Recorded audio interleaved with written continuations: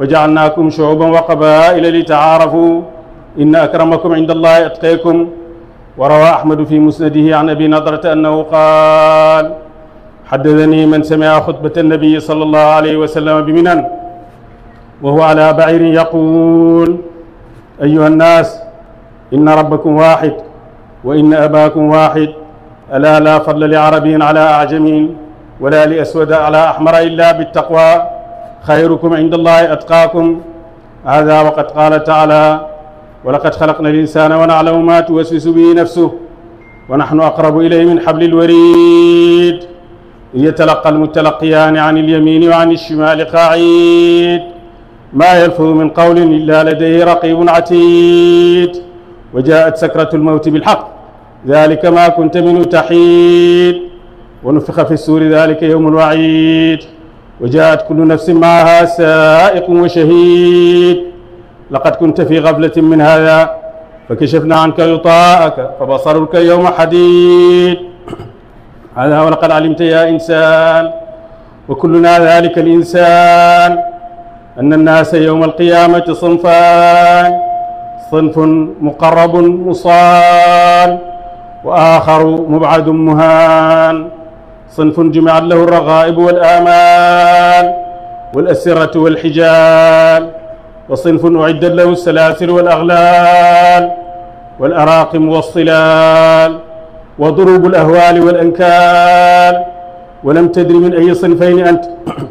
ولا في أي الفريقين كنت. وأخرج البخاري بصحيحه عن علي بن أبي طالب كرم الله وجهه إن أخوف ما أخاف عليكم اتباع الهوى وطول الأمل فأما اتباع الهوى فيصد عن الحق وأما طول الأمل فينسي الآخرة ألا وإن الدنيا قد ارتحلت مدبرة وإن الآخرة قد ارتحلت مقبلة ولكل واحدة منهما بنون فكونوا من أبناء الآخرة ولا تكونوا من أبناء الدنيا فإن اليوم عمل ولا حساب وغدا حساب ولا عمل.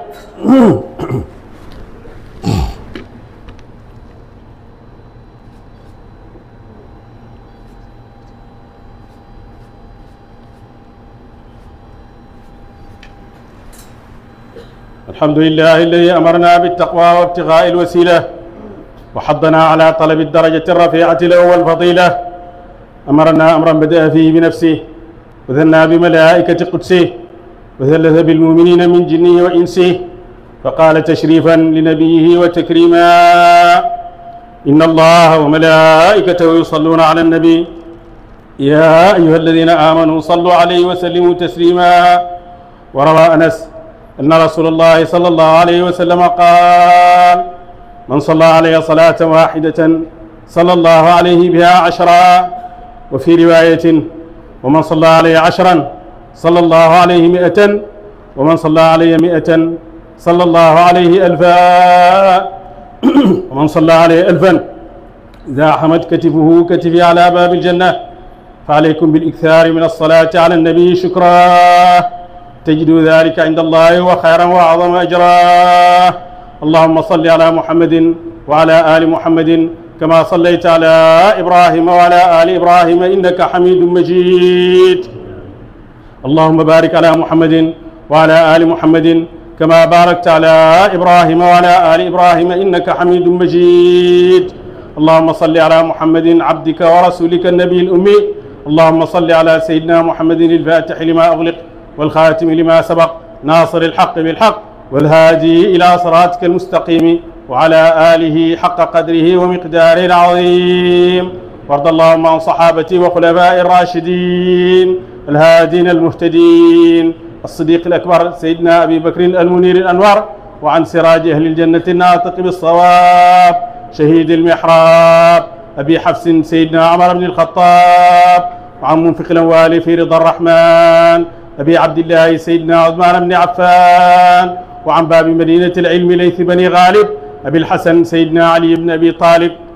وعن الستة الباقية لا زالت إلى العلا راقية. اللهم انصرنا بهم وانصر من نصر الدين واخذل من خذل المسلمين. اللهم اهلك من كان بهلاك راحة المسلمين ودمر أعداء الدين واجعل أموالهم وذراريهم غنيمة للمسلمين واكتب السلامة والعافية لجميع المسلمين ونجنا من كل بلاء وربا وغلاء وطاعون وذنا ووباء طاهر من جميع ذلك بلدنا خاصة وبلاد المسلمين عامة واغفر لنا ولوالدينا ولأشياخنا ولمن سبقنا بالإيمان وللمؤمنين والمؤمنات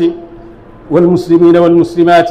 الأحياء منه والأموات اللهم ارفع عنا الجهد والجوع والعري واكشف عنا من البلاء ما لا يكشف غيرك اللهم فرج عن أمة سيدنا محمد اللهم فرج عن أمة سيدنا محمد اللهم فرج عن أمة سيدنا محمد عباد الله إن الله يأمر بالعدل والإحسان وإيتاء ذي القربى وينهى عن الفحشاء والمنكر والبغي يعظكم لعلكم تذكرون أقول قولي هذا وأستغفر الله لي ولكم في الصلاة برهام باء وراء ألف ثم هاء ميم مجل فيض تيجان جخن نام